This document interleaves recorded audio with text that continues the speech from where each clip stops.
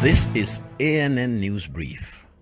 A rocket attack has hit a United Nations military base for French and Malian forces in northern Mali.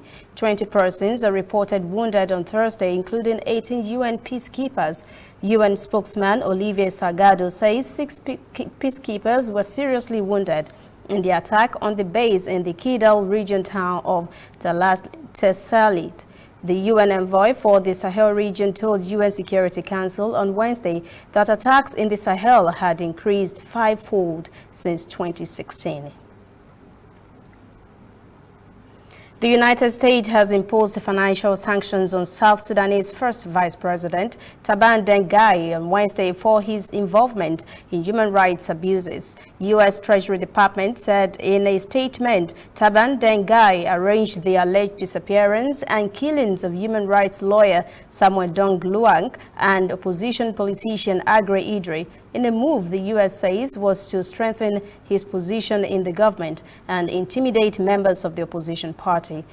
South Sudan's presidential spokesman, Ateni Wek Ateni, told journalists after the sanctions were announced that Washington's move will worsen the situation in the country. He said there was no evidence that any government officials were involved in the killings cited by U.S. Treasury. We'll be right back.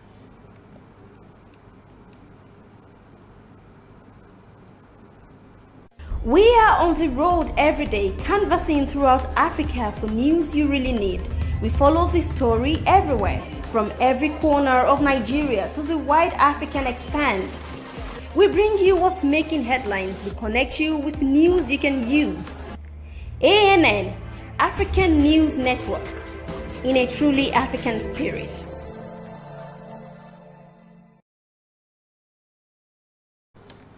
Police in the Democratic Republic of the Congo has asked students to leave Kinshasa University campus and university hostels today, Thursday, after violent clashes during 2 days of protests left one policeman dead and at least a dozen students injured.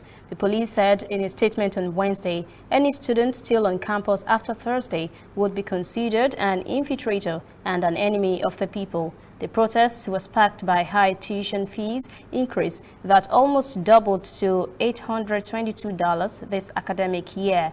Video shared online on Tuesday showed people fueling a fire outside the main university building. President Felix Tshisekedi is due to meet a delegation of students at his next cabinet meeting on Friday to discuss the situation. Local media reports some students who reside outside the capital have expressed worry they will be left with nowhere to sleep. That is ANN News Brief at 1. For details on these and other breaking stories, visit our website, annafrica.news. Conversation continues on our social media platforms, Twitter, Instagram, and Facebook at ANN Africa TV. I am Lucy Ademi.